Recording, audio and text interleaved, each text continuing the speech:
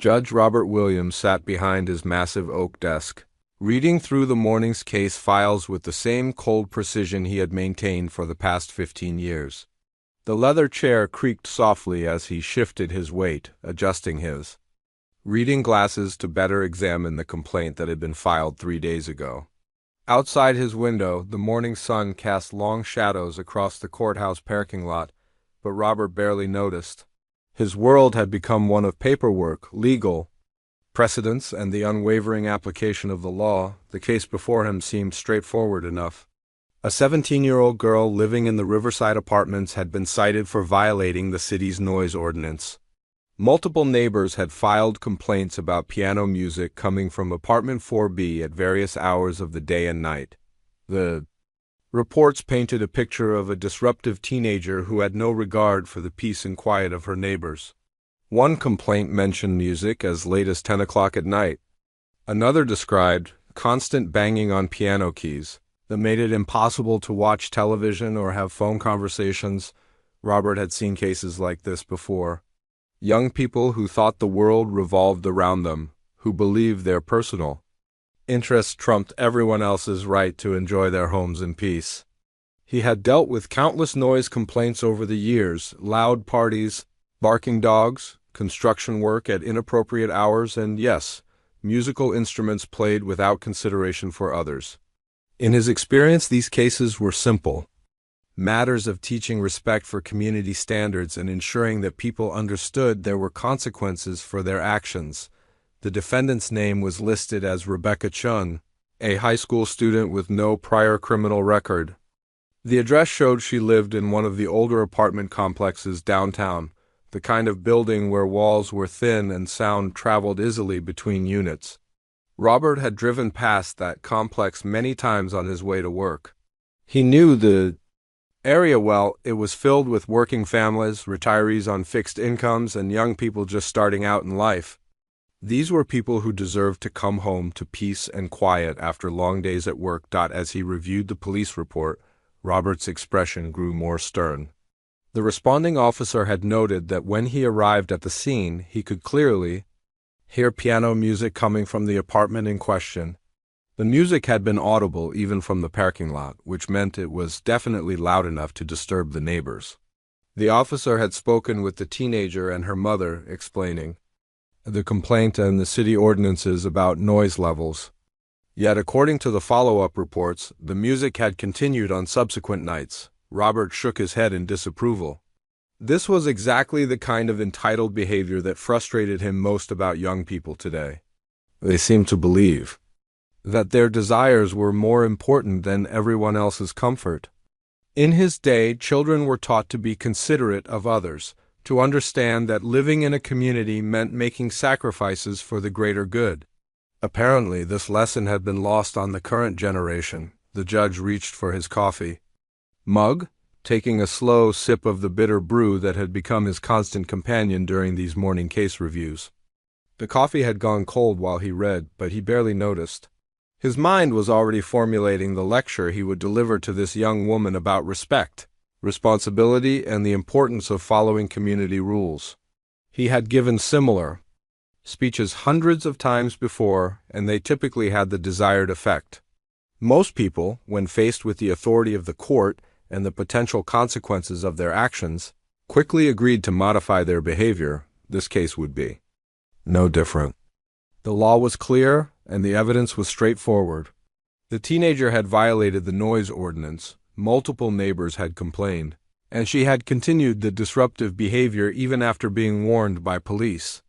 Robert would issue a stern warning, perhaps assign some community service hours, and make it clear that any future violations would result in more serious consequences. The girl would learn her lesson, the neighbors would get their peace and quiet back, and justice would be served. As he prepared to close the file and move on to the next case, Robert paused to look at the photograph attached to the police report. It showed a young Asian girl with long black hair and serious eyes, standing next to what appeared to be an upright piano in a small, cramped apartment. Something about her expression caught his attention for just a moment.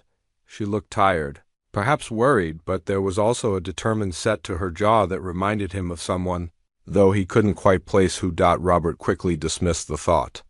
He had learned long ago not to let personal feelings or sympathetic circumstances cloud his judgment. The law was the law, regardless of who was breaking it or what their personal situation might be. Young or old, rich or poor, everyone had to follow the same rules. That was what made the justice system fair and effective. If he started making exceptions for every sad story or difficult circumstance, chaos would soon follow. The judge glanced at his watch and noted that the hearing was scheduled for 10 o'clock that morning.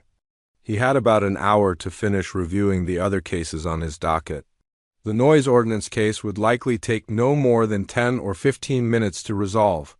These types of violations rarely required lengthy deliberation or complex legal arguments. The facts were straightforward, the law was clear, and the appropriate response was obvious. Robert had built his reputation on efficiency and consistency. Other judges might waste time listening to long-winded explanations or emotional appeals, but he focused on the facts and the law. His courtroom ran on schedule, his decisions were predictable, and the attorneys who appeared before him knew exactly what to expect. This approach had served him well throughout his career, earning him respect from his colleagues and recognition from the legal community. As he turned to the next case file, Robert felt the familiar sense of satisfaction that came from having a clear path forward. The noise ordinance violation would be handled quickly and professionally. The teenager would learn an important lesson about being a good neighbor, and the community would benefit from his firm but fair application of the law.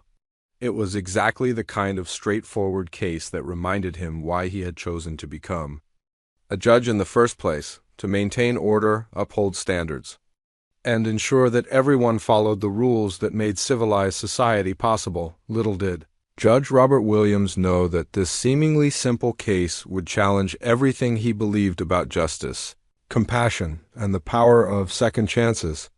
In just a few hours, his carefully ordered world would be turned upside down by the very thing he was preparing to silence. The transformative power of music played from the heart. Rebecca Shun woke up that morning with a knot in her stomach that had been growing tighter for 3 days. The court hearing was scheduled for 10 o'clock, and she had barely slept the night before. She sat at the edge of her narrow bed, looking around the small apartment that she shared with her mother. The upright piano stood against the far wall, its dark wood surface reflecting the morning light that streamed through their single window. That piano had been her world for the past 12 years, but now it felt like the very thing that might destroy her future. Her mother, Linda, was already gone for her morning shift at the hospital where she worked as a nurse's aide. Linda had wanted to take the day off to come to court, but they couldn't afford for her to miss work. Rebecca understood this without her mother having to explain it. Money was always tight in their household, and every hour of work mattered. Linda worked 2 jobs to keep them afloat, the hospital job during the day and cleaning offices at night. Rebecca had watched her mother sacrifice everything to give her a chance at a better life, and now she felt like she was throwing it all away. The 17-year-old girl walked over to the piano and gently ran her fingers across the keys without pressing them down. This instrument had been her father's before he passed away when she was only 8 years old. It was one of the few things they had kept when they moved to this smaller apartment after his death. Her father had been a music teacher at the local elementary school, and he had started teaching Rebecca to play when she was just 5 years old. She could still remember sitting on his lap, her small fingers trying to reach the keys. While he guided her hands through simple melodies, music had become Rebecca's way of staying connected to her father's memory. When life got overwhelming, when her mother worked late nights and Rebecca felt alone, when schoolwork stressed her out, she would sit at that piano and play. The music helped her process emotions that she couldn't put into words. It was her therapy, her escape, and her dream all rolled into one. She had been playing seriously for years now, practicing for hours every day after school, working toward her goal of earning a music scholarship to college. Rebecca had already been accepted to 3 different music programs, but all of them required her to maintain her skill level and continue practicing. She had auditions coming up for scholarship opportunities that could make college affordable for her family. Without these scholarships, college would remain just a dream. Her grades were good, but not exceptional enough for academic scholarships. Music was her ticket to a better future, and she knew it. The problem was their living situation. The Riverside apartments were old and the walls were thin. Rebecca could hear her neighbors' television shows, their phone conversations, and even their kitchen timers going off. She knew that meant they could probably hear her piano playing too. She had tried to be considerate, avoiding early morning and late evening practice sessions. She thought playing between 3 and 8 in the afternoon was reasonable, but apparently some neighbors disagreed. When the police officer had come to their door 3 days ago, Rebecca had been in the middle of practicing a particularly challenging piece by Chopin. She had been working on it for weeks, trying to perfect the difficult passages that would be crucial for her upcoming audition. The officer had been polite but firm, explaining that multiple neighbors had complained about the noise. He had handed her mother a citation and explained that they would need to appear in court. Rebecca had been devastated. She had tried so hard to be respectful of her neighbors while still pursuing her musical goals. She practiced with the windows closed, even when the apartment got stuffy in the summer heat. She had even looked into getting a digital piano with headphones, but they cost money that her family simply didn't have. The upright piano had been her father's, and it was the only instrument available to her. Now, as she got ready for court, Rebecca felt caught between two impossible choices. If she stopped practicing, she would lose her chance at the scholarships that could change her life. But if she continued, she might face legal consequences that could be even worse. She had heard stories about teenagers who got criminal records for minor violations, and she knew that could affect her college applications and future opportunities. Rebecca pulled out her best outfit, a simple black dress that her mother had bought for her school concerts. She looked at herself in the mirror and tried to imagine what the judge would see. Would he see a troublemaker who didn't care about her neighbors? Or would he see a young woman trying to build a better future through music? She hoped it would be the latter, but she had no way of knowing. The public defender assigned to her case had called the night before to discuss strategy. Mr. Peterson seemed nice enough, but Rebecca could tell he was overworked and didn't have much time to spend on her case.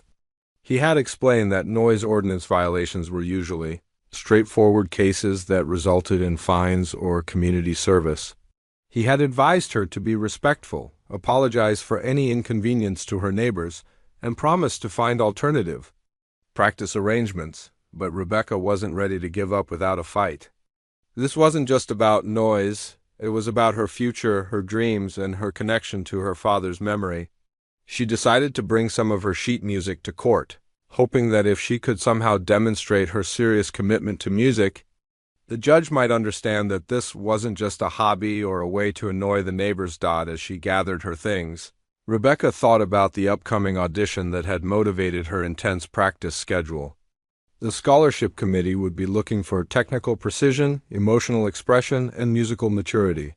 She had been working on a program that included classical pieces, a contemporary work, and a personal interpretation of a traditional song. Each piece required hours of practice to perfect, and she was running out of time. The bus ride to the courthouse felt longer than usual. Rebecca watched the city go by through the window, wondering if other people her age were dealing with problems like this. She thought about her classmates who lived in houses with basements or extra rooms, where they could practice instruments without bothering anyone. She thought about the kids whose parents could afford private music lessons and soundproofed practice rooms. Sometimes it felt like the world was set up to make things harder for people like her and her mother. When the courthouse came into view, Rebecca felt her heart rate increase. She had never been inside a courtroom before, and she wasn't sure what to expect.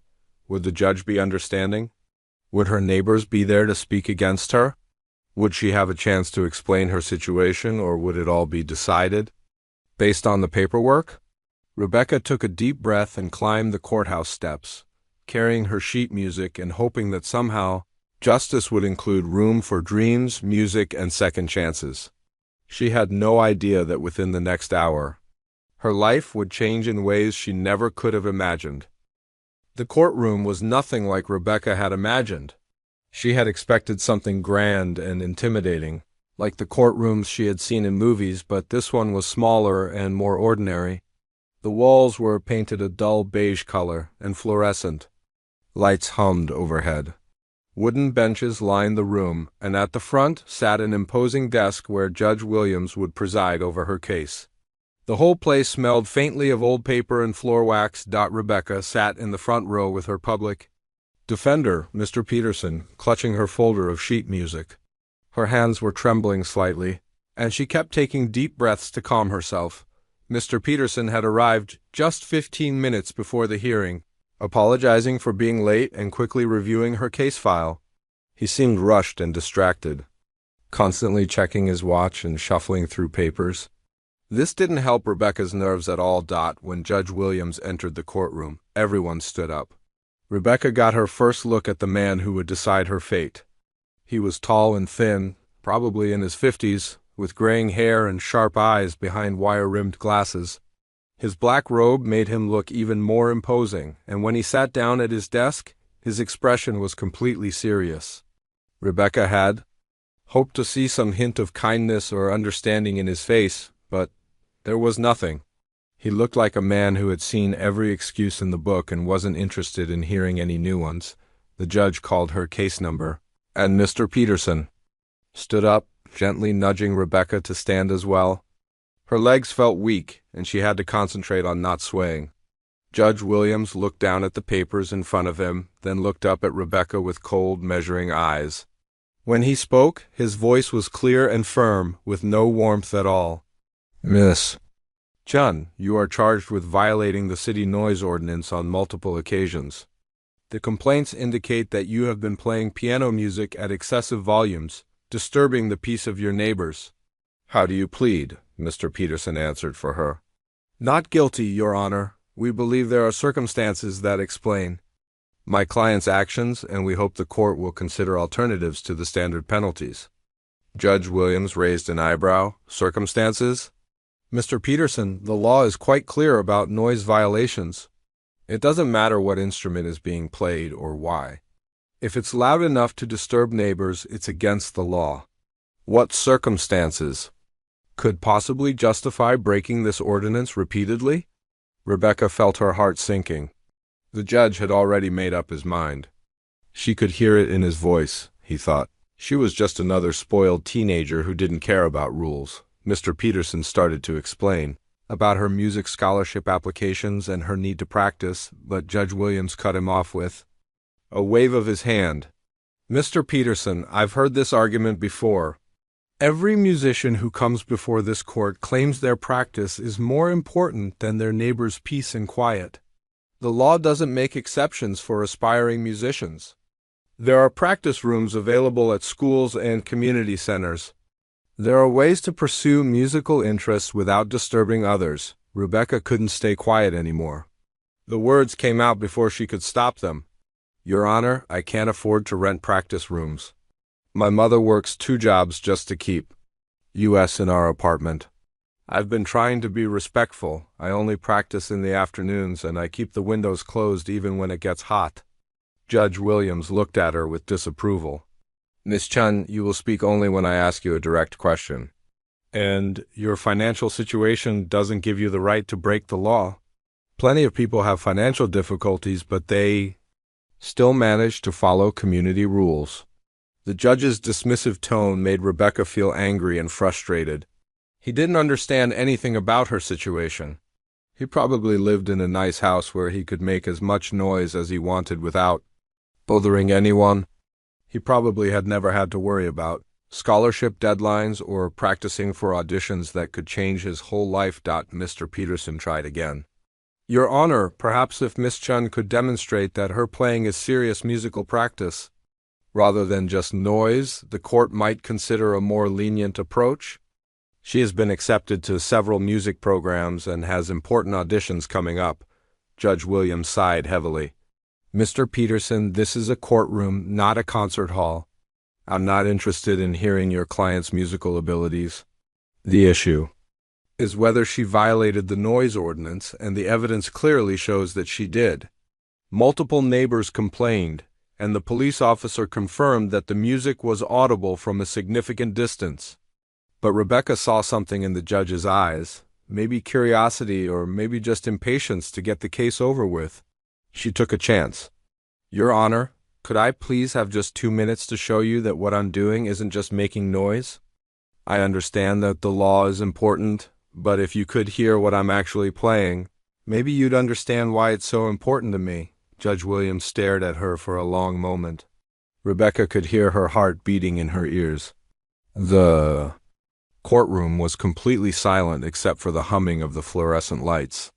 Finally, the judge spoke. "Miss Chun, this is highly irregular, but I'll give you exactly 2 minutes to make your point. Then we'll proceed with the sentencing." Rebecca felt a rush of relief and panic at the same time. She had gotten her chance, but now she had to make it count. She looked around the courtroom and realized there was no piano. "Your Honor, I don't see a piano. How can I demonstrate without an instrument?" The judge's expression grew even more stern. "Miss Chen, there is no piano in this courtroom, and I'm not about to have one brought in for your convenience. You'll have to explain your point without a musical demonstration." Rebecca's heart sank again. How could she explain what her music meant without being able to play it?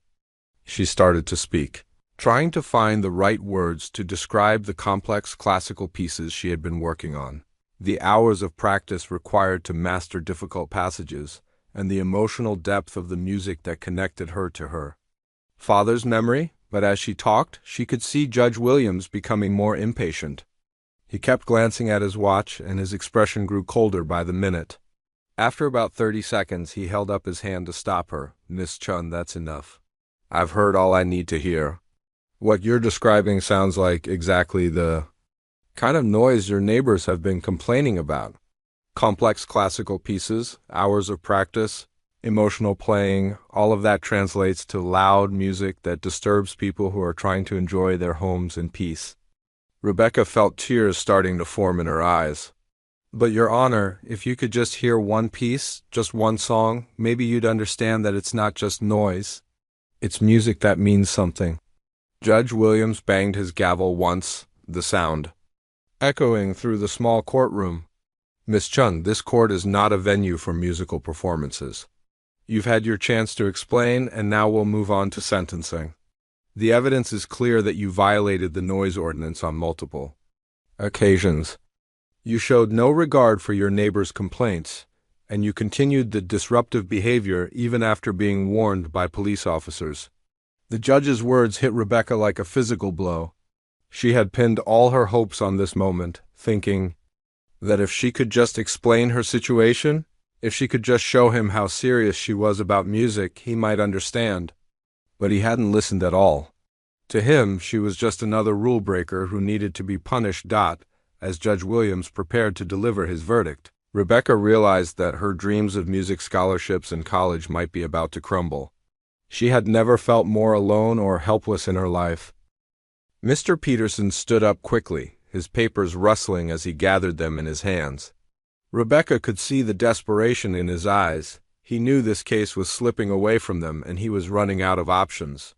The public defender had handled hundreds of cases like this before, but something about Rebecca's situation seemed to affect him more than usual. Maybe it was the way she had talked about her father, or maybe it was the genuine fear in her voice when she spoke about losing her chance at college. "Your Honor," Mr. Peterson began, his voice more urgent than before, "I understand that the court values efficiency and adherence to the law, but I believe there are some important facts about my client's situation that deserve consideration before you make your final decision." Judge Williams looked up from his papers with obvious irritation. "Mr. Peterson, we've already heard your client's explanation. She needs to practice piano, she has financial constraints, and she has college aspirations. These are circumstances that apply to many young people, but they don't override the law. What else could you possibly need to add?" Rebecca watched her lawyer take a deep breath. She could tell he was about to take a risk, probably going against his usual strategy of keeping things simple and quick. But something had motivated him to fight harder for her case. Your Honor, my client has been accepted to 3 different music programs. Not just accepted, she's been offered preliminary consideration for full scholarships that would cover her entire college education. But these offers are conditional on her maintaining her current skill level and passing additional auditions. In the next 6 weeks. The judge's expression didn't change, but Rebecca noticed that he had stopped shuffling through his papers. Mr. Peterson continued, speaking faster now, as if he sensed he had captured a moment of attention. These aren't just any scholarships. Your Honor, we're talking about the Rivera Music Foundation Scholarship, which only awards 5 full scholarships per year across the entire state. My client is one of only 20 students invited to audition.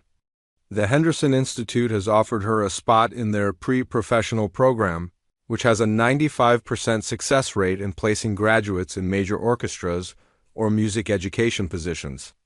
Rebecca felt a tiny spark of hope. She hadn't known that Mr. Peterson had researched her scholarship so thoroughly.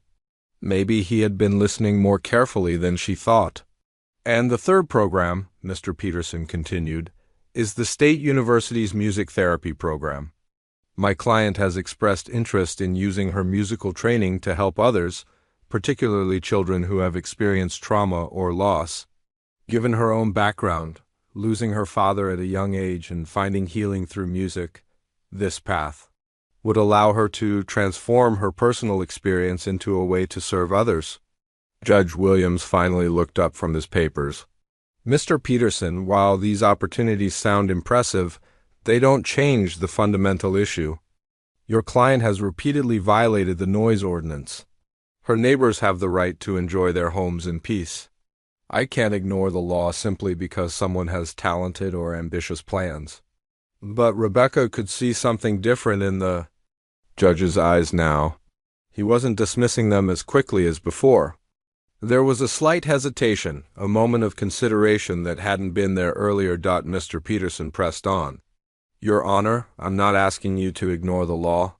I'm asking you to consider the full impact of your decision. If my client is unable to practice for the next 6 weeks, she will lose these scholarship opportunities. Without financial aid, college will be impossible for her family. She'd likely end up working minimum wage jobs for the rest of her life, unable to contribute to society in the way her talents would allow. The judge was quiet for a moment, and Rebecca held her breath. She could feel the weight of her entire future hanging in the balance of this conversation. Mr. Peterson, the court's job is to enforce the law, not to make decisions based on what might or might not happen in someone's future.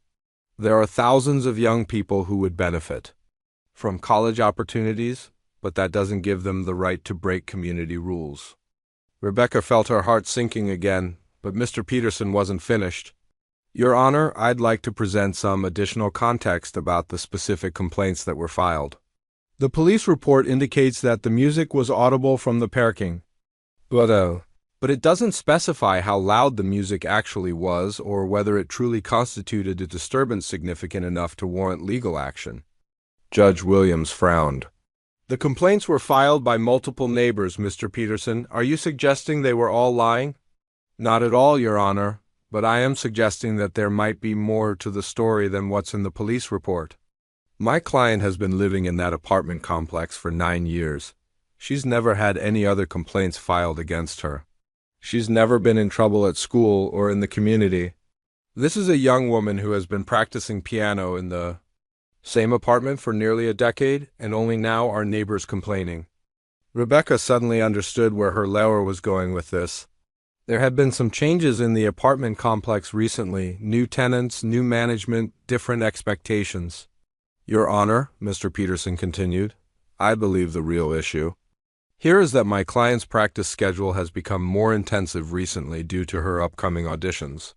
She's been working on more challenging pieces that require more repetition and longer practice sessions. What used to be casual practice has become serious preparation for life-changing opportunities. The judge leaned back in his chair, and Rebecca could see him thinking. For the first time since the hearing had started, he didn't look like he had already made up his mind. Mr. Peterson, even if I accept your explanation about the increased intensity of practice, the fact remains that your client's actions have disturbed her neighbors. The law exists to protect people's right to peaceful enjoyment of their homes. Rebecca couldn't stay silent anymore. The words came out before she could stop them, but this time they were different, more controlled, more thoughtful. Your Honor, may I say something? Judge Williams looked at her with surprise. Miss Chun, you've already had your opportunity to speak. Please, Your Honor, just one more thing. I know you think I don't care about my neighbors, but that's not true. I've been trying to find a solution to this problem for weeks. I've called the community center, the school, the library, everywhere I could think of that might have a piano I could use for practice. But they all have limited hours, or they charge fees I can't afford, or they don't have instruments available.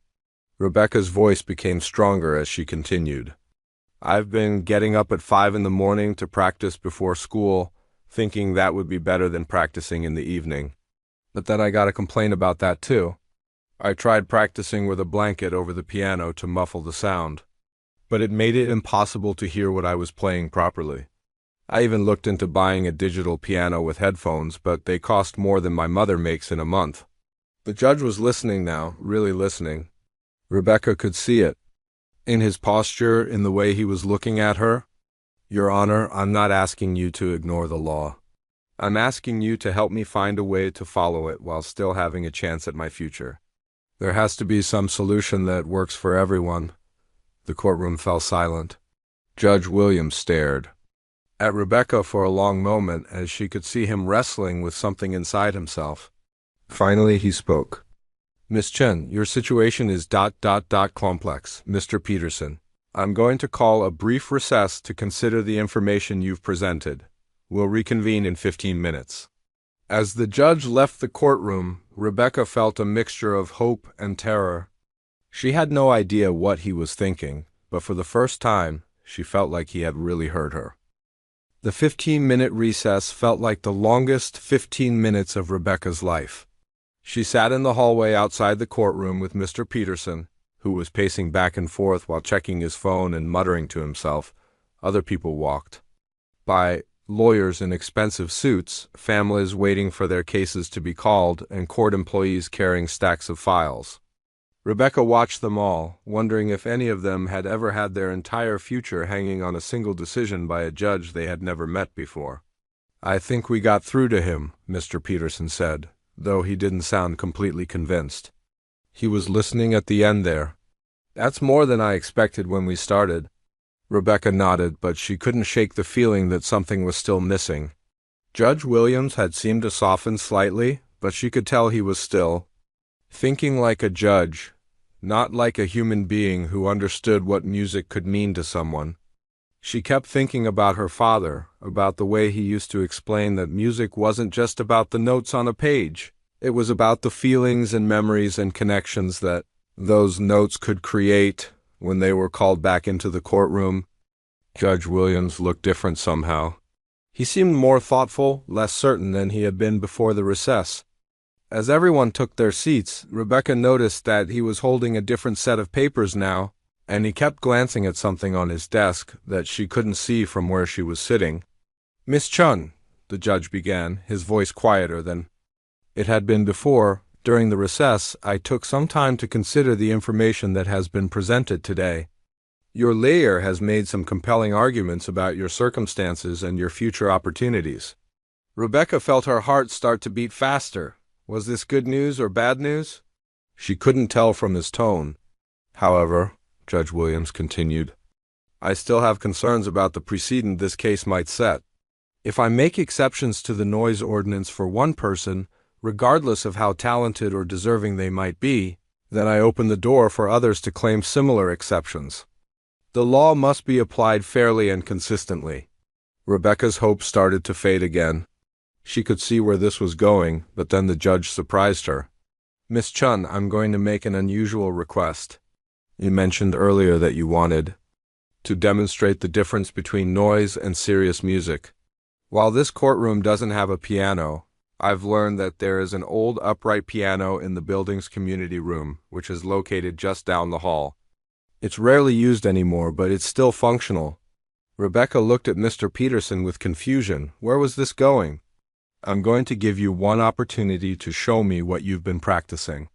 Not because I think it will change the legal facts of this case, but because I want to understand what's been so important to you that you were willing to risk these legal consequences. Rebecca couldn't believe what she was hearing. You mean you want me to play something? I mean, I want you to play exactly what you would have been playing in your apartment when your neighbors called to complain. I want to hear from myself what they've been hearing. But I warn you, Miss Chen, this is not a performance for my entertainment. This is evidence. If what I hear sounds like the kind of noise that would reasonably disturb neighbors, it will only strengthen my resolve to enforce the ordinance strictly. Rebecca's hands started shaking. This was her chance, but it was also terrifying. Everything depended on the next few minutes. She followed the judge and Mr. Peterson down the hall to a small room that looked like it was used for meetings or community events. In the corner sat an old upright piano that had seen better days. The wood was scratched and faded, and when Rebecca lifted the lid to look at the keys, she could see that several of them were slightly yellowed with age. She sat down on the worn bench and tested a few keys. The piano was out of tune, but not badly enough to make it unplayable. It had a warm, mellow sound that reminded her of the piano at her elementary school where her father used to work. What would you like me to play, Your Honor? Rebecca asked. Judge Williams stood with his arms crossed, looking stern and businesslike. Play whatever you were working on most recently. The piece that required the most practice, time, and repetition. Rebecca thought for a moment.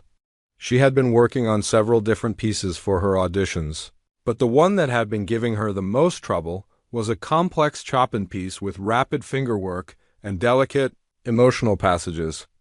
It was the kind of piece that required hours of practice to get right. With lots of repetition of difficult sections, she began to play, starting with the opening measures that set the emotional tone for the entire piece. The music was melancholy and beautiful, with a flowing melody that seemed to tell a story of longing and loss. As she played, Rebecca forgot about the courtroom, forgot about the judge watching her, forgot about everything except the music and the feelings it brought up. The piece required her to play some passages very softly and others with more power and intensity. There were sections where her fingers had to move quickly across the keys, creating cascading runs of notes that sounded like water flowing over rocks. Other sections required her to hold notes for long periods, creating sustained harmonies that filled the room with rich, complex sounds. As Rebecca played, she could feel her father's presence with her. This was the kind of music he had loved, the kind of piece he had always encouraged her to tackle even when it seemed too difficult. She remembered him telling her that the most beautiful music often came from the most challenging pieces, because they required the musician to dig deep into their emotions and technical skills at the same time. About halfway through the piece, Rebecca noticed that something had changed in the room. Judge Williams was no longer standing with his arms crossed. He had moved closer to the piano, and his expression had completely changed. His stern, businesslike demeanor was gone, replaced by something that looked almost like pain. His face had gone pale, and his hands were gripping the back of a nearby chair so tightly that his knuckles had turned white. Rebecca continued playing, but she was now watching the judge as much as she was focusing on the music. Something about the piece was affecting him in a way she hadn't expected. She could see his jaw trembling slightly, and his breathing seemed to have become shallow and uneven. When she reached the most emotional section of the piece, a passage where the melody became particularly haunting and beautiful, she saw something that shocked her. Judge Williams had tears in his eyes. Not just a little moisture, but actual tears that were starting to run down his cheeks. Rebecca had never seen an adult man cry from listening to music, especially not a stern judge who had seemed so cold and unmoved just minutes before. She didn't understand what was happening, but she could tell that the music was bringing up something powerful and painful for him. The piece she was playing was sad and beautiful, but she hadn't expected it to have this kind of effect on anyone. As she continued to play, the judge seemed to be struggling with something internal. He closed his eyes and put one hand over his face, as if he was trying to compose himself, but couldn't quite manage it. Mr. Peterson was watching all of this with amazement. Clearly as surprised as Rebecca by the judge's reaction, Rebecca finished the piece with the final, soft notes that faded gradually into silence. The room was completely quiet for several long moments. Judge Williams stood frozen, his hands still covering his face, his shoulders shaking slightly. When he finally looked up, his eyes were red and his face was wet with tears that he made no attempt to hide. "Miss Chun," he said, his voice barely above a whisper, "what was that piece called?" Rebecca stared at Judge Williams in confusion and concern. She had never seen an adult break down like this, especially not someone who had seemed so cold and in control just minutes before. The judge was still gripping the back of the chair, his whole body trembling as if he was fighting some internal battle. The tears on his face caught the light from the overhead fluorescent bulbs, and Rebecca could see that he was struggling to breathe normally. "Your Honor," she said softly, "are you okay? Should I get someone?" Judge Williams held up one hand, signaling for her to wait. He took several deep breaths, trying to compose himself, but Rebecca could see that whatever the music had triggered in him was too powerful to simply push away. His carefully constructed professional demeanor had completely crumbled, leaving behind someone who looked vulnerable and deeply hurt. Mr. Peterson stepped forward, looking worried. "Your Honor, perhaps we should take another recess? If you're not feeling well." "No," Judge Williams said, his voice shaky but firm. "No, I need to know. Miss Chun, please tell me the name of that piece." Rebecca was still confused about why this mattered so much, but she could see that it was important to him. "It's called Nocturne in E-flat major by Chopin. It's Opus 9, number 2. My father taught it to me when I was younger, but I've been working on a more advanced interpretation for my auditions." The moment she said the title, Judge Williams's legs seemed to give out. He sank into the chair he had been gripping, putting his head in his hands. His shoulders shook as quiet sobs escaped from him. Rebecca had never felt so confused and helpless in her life. She looked at Mr. Peterson, who seemed just as bewildered as she was. "Your Honor," Mr. Peterson said gently, "should I call for medical assistance? Or perhaps we could postpone this hearing until you're feeling better." Judge Williams shook his head without lifting it from his hands. When he finally spoke, his voice was muffled and broken. "That was her favorite piece. She played it every Sunday morning while I made coffee. She hummed it while she worked in her garden. When she was in the hospital at the end, that was the last music she asked to hear." Rebecca felt her heart stop. Suddenly, the judge's reaction made sense, and she felt a wave of sympathy wash over her. She had lost her father when she was young, so she understood the pain of losing someone you loved.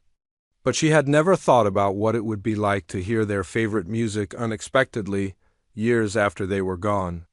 "Your Honor," she said quietly, "I'm so sorry, I didn't know. If I had known that piece would upset you, I would have played something else." Judge Williams finally looked up at her, his eyes red and his face wet with tears. For the first time since she had met him, he looked like a real person instead of just a judge. She could see pain in his eyes that went far deeper than anything related to noise ordinances or legal procedures. "Her name was Margaret," he said, his voice barely above a whisper. "We were married for 23 years. She died 3 years ago from cancer. She was a music teacher at the elementary school, just like your father was. She loved that Chopin piece more than any other music in the world." Rebecca felt tears starting in her own eyes. The connection was almost too much to believe. "My father taught elementary school music too. He died when I was 8. That's why music means so much to me. It's how I stay connected to him." Judge Williams stared at her for a long moment, and Rebecca could see understanding dawning in his eyes. "You play the way she did," he said softly, "with the same feeling, the same interpretation. When you got to that middle section where the melody becomes so sad and beautiful, that's exactly how Margaret played it. For a moment, I thought she was in the room with me again." The judge stood up slowly, walking over to the old piano He touched the keys gently, the same way Rebecca had seen her own mother touch her father's things sometimes, with a mixture of love and sadness. Margaret bought an old upright piano like this one when we first got married. We couldn't afford anything fancy, but she said it didn't matter as long as it could make music. She played every morning before work and every evening after dinner. The house always felt alive when she was playing. Rebecca watched him touch the piano, and she could see years of grief and loneliness in his movements. After she died, I couldn't stand to hear music anymore. It hurt too much. I sold her piano and tried to avoid any situation where I might hear the pieces she used to play. I thought I had gotten past all that, but hearing you play her favorite piece, it brought everything back. Mr. Peterson had been standing quietly through this entire exchange, but now he stepped forward. Your Honor, perhaps we should continue this conversation in your chambers, or postpone the hearing entirely. This is clearly a very emotional situation. But Judge Williams shook his head. No, Mr. Peterson. This is exactly where we need to have this conversation. Miss Chen, when you were playing just now, you weren't making noise. You were making music? Real music. The kind of music that can heal people's hearts or break them open or remind them of the most important things in their lives. Rebecca didn't know what to say. She had never imagined that her playing could affect someone so deeply, especially someone who had seemed so unmoved by everything she had said earlier. Your Honor, she said carefully, I know this must be really hard for you. When I play that piece, I think about my father, too. Sometimes it makes me sad, but mostly it makes me feel like he's still with me somehow.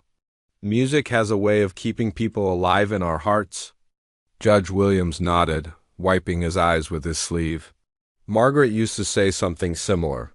She said that music was a bridge between the living and the dead, between the past and the present. She believed that every time someone played a beautiful piece of music, they were adding their own voice to a conversation that had been going on for centuries. Rebecca felt a chill run down her spine. Those words sounded exactly like something her father would have said. My father told me that music was the universal language. He said it could say things that regular words could never express. They would have liked each other, Judge Williams said with a sad smile. Margaret and your father. They understood something about music that most people never figure out. It's not just entertainment or even art, it's something deeper than that. It's a way of touching the human soul. The room fell silent for several minutes. Rebecca, Mr. Peterson, and Judge Williams all stood there, each lost in their own thoughts about music, loss, and the unexpected connections that could bring people together. Finally, Judge Williams turned back to Rebecca. Miss Chun, I owe you an apology. When you came into my courtroom this morning, I saw you as just another rule breaker who needed to be taught a lesson. I didn't see you as a young woman trying to honor her father's memory and build a future through music. I didn't understand that what your neighbors were hearing wasn't noise, it was healing. Rebecca felt hope stirring in her chest for the first time all day, but she was afraid to believe that this emotional moment might actually change the outcome of her case. Judge Williams walked slowly back to the window of the small community room. Staring out at the courthouse parking lot where people were going about their daily business, completely unaware of the life-changing moment happening inside, Rebecca watched him carefully, unsure whether she should say something or just wait. The silence stretched between them, but it wasn't uncomfortable anymore. It felt more like the quiet pause that happens in music between movements when the audience holds its breath, waiting for what comes next. After what felt like several minutes, the judge turned back to face Rebecca. His eyes were still red from crying, but there was something different about his expression now. The cold, rigid mask he had worn in the courtroom was completely gone, replaced by something much more human and vulnerable. Miss Chun, he said, his voice still shaky but stronger than before. I need to ask you something, and I want you to be completely honest with me. When you play that piece, the Chopin Nocturne, what do you think about?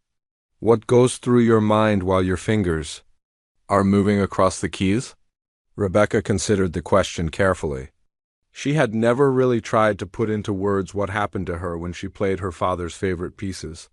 When I play that song, I think about Sunday mornings when I was little. My father would make pancakes while I practiced, and sometimes he would hum along with whatever I was playing. When I got to the really beautiful parts, he would stop cooking and just listen. He had this look on his face like he was hearing something magical. Judge Williams nodded slowly. Margaret had that same look when she listened to music. Even when she was sick, even during the worst days in the hospital, if I played music for her, her whole face would change. The pain would disappear for a while, and she would look peaceful and happy. Rebecca felt a connection forming between them that she had never expected. That's exactly what music does for me, too. When I'm worried about money or scared about college or missing my dad really badly, I sit down at the piano and play something beautiful. For those few minutes, everything else goes away. It's like the music creates a safe space where nothing can hurt me. Margaret used to say that music was her prayer, Judge Williams said quietly. She wasn't very religious in the traditional sense, but she believed that when she played beautiful music, she was connecting with something bigger than herself. She said it was her way of talking to God or to the universe or to whatever force creates beauty in the world. Rebecca's eyes widened. My father said almost the exact same thing. He told me that music was the closest thing to magic that existed in the real world. He said that when someone plays from their heart, they're sharing a piece of their soul with everyone who listens. Judge Williams sat down heavily in one of the chairs, looking suddenly exhausted. For 3 years, I've been running away from that magic. After Margaret died, I couldn't bear to hear the music she loved because it reminded me too much of what I had lost.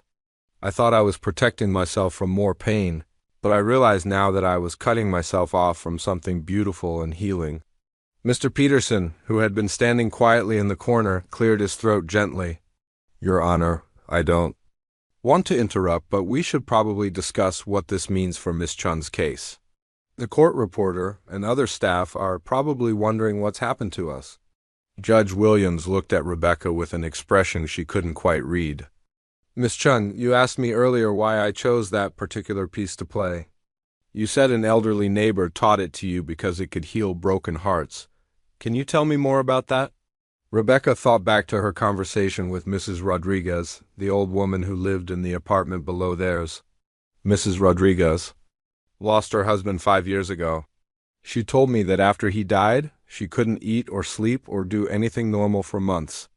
But then one day she heard me practicing the Chopin piece, and something about the music made her feel better. She said it was like her husband was sending her a message through the music telling her that it was okay to be sad, but that she needed to keep living. The judge's hands were shaking again, but this time it seemed to be from emotion rather than grief. Mrs. Rodriguez was right. That piece does have healing power. When you played it just now, for the first time in 3 years, I felt like Margaret was trying to tell me something. Not that I should forget her or stop missing her, but that I should stop being afraid of the beauty she brought into my life. Rebecca felt tears starting in her own eyes. Maybe that's why this whole situation happened. Maybe my neighbors complained and I got brought to your courtroom because this was supposed to happen. Maybe you were supposed to hear that music today. Judge Williams stood up and walked back to the old piano. He pressed one of the keys gently, listening to the note as it faded into silence. Margaret always believed that there were no real coincidences in life. She thought that when important things happened, it was because the universe was trying to teach us something or bring us something we needed. What do you think she would say about my situation? Rebecca asked. About the noise, complaints, and the neighbors and everything? Judge Williams was quiet for a long moment, considering the question seriously. I think Margaret would say that music is too important to be silenced by fear or rules or other people's discomfort. She would say that if someone has a gift for creating beauty in the world, society should find ways to support that gift, not shut it down. Rebecca felt a surge of hope, but she tried not to get too excited. She had learned that adults sometimes said things they didn't really mean when they were emotional. But Your Honor, she said carefully, what about the law? What about my neighbors who have been disturbed by my practicing? I understand that you're feeling emotional right now, but I don't want you to make a decision that you'll regret later. when you're thinking more clearly. Judge Williams looked at her with something that might have been pride. Miss Chun, the fact that you're worried about my professional integrity, even when it might hurt your case, tells me everything I need to know about your character. Margaret would have loved you. She always said that the best musicians were also the best people, because music teaches you to think about how your actions affect others. He walked over to where she was sitting and looked directly into her eyes. I'm not making this decision because I'm emotional. I'm making it because for the first time in 3 years I'm thinking clearly. Your neighbors have a right to peace and quiet, but you have a right to pursue your dreams and honor your father's memory. There has to be a way for both of those things to be true. Rebecca held her breath, waiting to hear what solution he might have in mind. Miss Chun, I'm going to ask you to do something that might sound strange. I want you to go back to that courtroom with me, and I want you to play that Chopin piece one more time. But this time, I want you to play it for everyone who's there, the court reporter, the bailiff, anyone else who happens to be in the room. I want them to hear what I heard, and then I want to make a decision that honors both the law and the power of music to heal and inspire. Rebecca looked at Mr. Peterson, who nodded encouragingly. If that's what you want to do, Your Honor, we're ready to follow your lead. As they prepared to return to the courtroom, Rebecca felt like she was about to step into a completely different world than the one she had left 20 minutes earlier. Walking back to the courtroom felt like the longest journey of Rebecca's life. Each step echoed in the hallway, and she could feel her heart beating so hard that she wondered if the others could hear it too. Judge Williams walked beside her, his posture completely different from when they had left. The rigid, authoritative stance was gone, replaced by something more thoughtful and human. Mr. Peterson followed behind them, carrying his briefcase and looking as confused as Rebecca felt about what was going to happen next. When they entered the courtroom, Rebecca was surprised to see that several people had gathered while they were gone.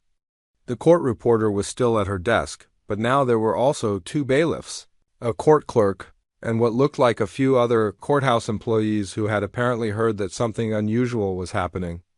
Word travels fast in a building like this, and Rebecca realized that their extended absence had probably created some curiosity.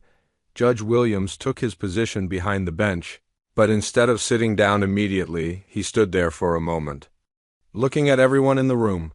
Rebecca could see him gathering his thoughts, preparing to say something that she sensed would be very different from the standard legal pronouncements she had expected when this day began. Ladies and gentlemen, Judge Williams began, his voice carrying clearly through the small courtroom, we are about to witness something that is highly unusual in a legal proceeding. Miss Chun, would you please come forward and take a seat at the table where defendants normally sit, but this time I want you to face the room rather than facing me. Rebecca did as she was asked, turning her chair around so that she was looking at the small group of people who had gathered. She could see curiosity and confusion on their faces, and she wondered what they thought was about to happen. Miss Chun, Judge Williams continued, I am going to ask you to perform the piece of music that has been at the center of this case. But before you do that, I want everyone in this room to understand what we are about to hear and why it matters. The judge walked around to the front of his bench, standing closer to the people in the room rather than maintaining the formal distance that judges usually kept. 3 years ago, I lost my wife Margaret to cancer. She was a music teacher, just like Miss Chun's father was. Margaret's favorite piece of music was a Chopin nocturne that Miss Chun has been practicing for an upcoming scholarship audition. When Miss Chun played this piece for me a few minutes ago, I experienced something that I had thought was lost to me forever. I felt my wife's presence in the room, and I remembered why music was so important to both of us. Rebecca could see the people in the room leaning forward, clearly not expecting to hear such personal revelations from a judge they probably saw as a stern authority figure. Miss Chen is here today because her neighbors have complained about her piano playing. They say it disturbs their peace and quiet. The law is clear about noise ordinances, and under normal circumstances, this would be a straightforward case with a predictable outcome. But there is nothing normal about what happened when I heard Miss Chun play. Judge Williams paused, looking directly at Rebecca. Miss Chun, I want you to play the Chopin Nocturne for everyone here. I want them to hear what your neighbors have been hearing. And then I want everyone in this room to help me decide whether what we're about to hear should be classified as noise that needs to be stopped, or music that needs to be protected. Rebecca felt a wave of nervousness wash over her. Playing for the judge privately had been intimidating enough, but now she was being asked to perform for a room full of strangers who would be judging not just her music, but her entire future. She looked around the room and saw faces that ranged from curious to skeptical to genuinely interested. Your Honor, she said, I don't have a piano here in the courtroom. Judge Williams smiled, the first genuine smile Rebecca had seen from him all day. Miss Chun, I took the liberty of arranging for something while we were in the community room. Bailiff Johnson, would you please bring in what we discussed? One of the bailiffs disappeared through a side door and returned a few minutes later with a small digital keyboard on a rolling cart.